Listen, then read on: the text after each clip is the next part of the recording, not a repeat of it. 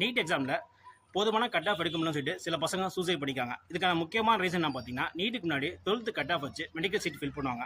அப்படி ஃபில் பண்ணும்போது suppose medical seat கிடைக்காட்டி அதே வருஷத்தில் இன்ஜினியரிங் இல்லைனா ஆர்ட்ஸ் அண்ட் சயின்ஸ் சொல்லிட்டு வேறு சாய்ஸை சூஸ் பண்ணிட்டு பசங்க மூவ் ஆகி போயிடுவாங்க. அந்த நீட்டில் திரும்ப திரும்ப அப்பியர் ஆகிற வாய்ப்பு இருக்கிறனால பேரண்ட்ஸும் ஃபஸ்ட் டைம் நீட் கிளியர் ஆகாட்டி திரும்ப திரும்ப அந்த பசங்களை அப்பியர் ஆக வைக்கிறாங்க. ஒரு கட்டத்தில் இந்த சுச்சுவேஷனை ஹேண்டில் பண்ண முடியாமல் அந்த பசங்க சூசைட் பண்ணிக்கிறாங்க. இப்போ நியூஸே நீங்கள் எடுத்து பார்த்தீங்கன்னா நீட்டில் ரீஅப்பியர் ஆகிற பசங்க தான் அதிகமாக சூசைட் பண்ணிக்கிறாங்க. இந்த சுச்சுவேஷனை எப்படி கண்ட்ரோல் பண்ணுறோம்னா, ஜேஇ எக்ஸாமில் எப்படி நம்பர் ஆஃப் அட்டெம்ப்ட்டுக்கு ரெஸ்ட்ரிக்ஷன் இருக்கோ அதே போல் நீட் எக்ஸாமுக்கும் நம்பர் ஆஃப் அட்டெம்ப்ட்டில் ரெஸ்ட்ரிக்ஷன் கொண்டு வரலாம். ஒரு பசங்க மேக்ஸிமம் 2 or 3 அட்டெம்ப்டாக நீட் எக்ஸாம் அப்பியர் ஆகும்னு சொல்லிட்டு ஒரு ரெஸ்ட்ரிக்ஷன் கொண்டு வரணும். அதே போல் ஜேஇ மெயின் எக்ஸாம் பார்த்தீங்கன்னா வருஷத்துக்கு 2 எக்ஸாம் கண்டக்ட் பண்ணுறாங்க. நீட் எக்ஸாமும் வருஷத்துக்கு 2 எக்ஸாம் கண்டக்ட் பண்ணால் நல்லாயிருக்கும்.